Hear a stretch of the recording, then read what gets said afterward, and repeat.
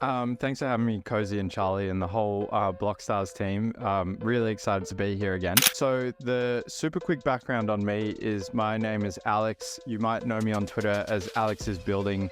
I'm the co-founder of an NFT project, Bricktopians, which sold out in November 2021 in about 90 seconds. So we had a lot of momentum behind us, and we've been building ever since. So if you've never seen our NFTs before, I highly recommend checking them out because we put a lot of love into the collection that we created, and it's something that we've continued to build on ever since. So I'm someone that's extremely active in the broader Web3 ecosystem.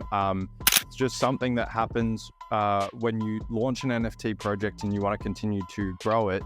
You really need to focus on getting attention to that project so that there's new interested people that can participate in the ecosystem